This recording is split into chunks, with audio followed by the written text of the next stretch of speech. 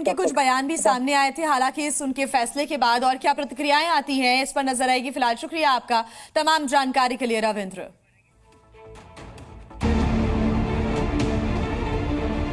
पहले चाचा पशुपति पारस और फिर भतीजे चिराग पासवान ने केंद्रीय गृह मंत्री अमित शाह से मुलाकात की। रिश्ता भले ही चाचा भतीजे का हो, लेकिन दोनों के बीच खाई काफी गहरी, इसलिए इन तस्वीरों के मायने बिहार चुनाव तक तलाशे जा रहे हैं। पूछा जा रहा है, गठबंधन के मयान में दो सियासी तलवार एक साथ कैसे रहेंगी? इन सियासी सवालों को सुलगाकर आरजेडी ने पहले चिराग गुट में सांसदों की टूट का दावा ठोका। आज खुद तेजस्वी यादव ने कैमरे पर आकर पन्ने पलटे और पुराने जख्मों पर नमक छिड़का, साथ ही एनडीए में दूरी बढ़ाने की कोशिश भी की। रामविलास जी की लोक जनशक्ति पार्टी जो बंगला छाप था, उसको तोड़ने का काम किया। क्या विपक्ष के लोगों ने इनकी पार्टी को दो टुकड़ों में किया? क्या विपक्ष के लोगों ने इनके बंगले को छीना? चाहे चुनाव सिंबल हो या जहां रामविलास पासवान जी स्वर्गीय रहते थे, क्या उस बंगले को भी छीना? क्या विपक्ष के लोगों ने रामविलास पासवान जी की मूर्ति को रोड पर गिरवाने का काम करवाया? क्या विपक्ष के लोगों ने जो चिराग पासवान के एक एमएलए थे, उनको जदयू में शामिल करवाया?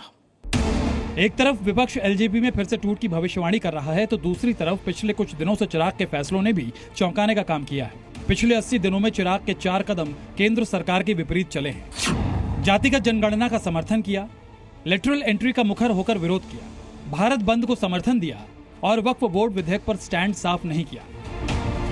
जिसके बाद चर्चा शुरू हो गई कि क्या चिराग पासवान एनडीए से अलग होने जा रहे हैं। खुद को पीएम मोदी का हनुमान बताने वाले चिराग के तेवरों ने सियासी पंडितों में नई बहस छेड़ी। तेज तर्रार और जेडीयू के वरिष्ठ नेता केसी त्यागी ने पार्टी के राष्ट्रीय प्रवक्ता पद से इस्तीफा दे दिया।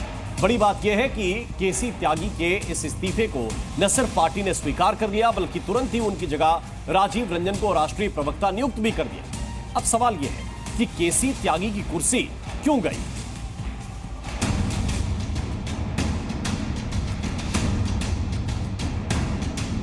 नीतीश कुमार के सबसे खास सलाहकार माने जाने वाले केसी त्यागी ने जेडीयू के राष्ट्रीय प्रवक्ता पद से इस्तीफा दे दिया, तो कई सवाल भी खड़े हो गए। सबसे बड़ा सवाल ये कि आखिर केसी त्यागी की कुर्सी क्यों गई?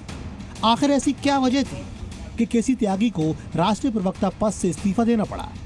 हालांकि केसी त्यागी अभी भी पार्टी में है, यानी उन्होंने पार्टी से इस्तीफा नहीं दिया है, लेकिन जिस पद से उन्होंने इस्तीफा दिया कि वो पार्टी में है भी और नहीं भी। केसी त्यागी इस्तीफे की वजह भले ही निजी बता रही हैं, लेकिन सियासी गलियारों में खबर है कि पिछले कुछ दिनों में वो और उनके बयान पार्टी लाइन से हटकर थे, जिससे जेडीयू नेतृत्व खुद को असहज महसूस कर रहा था।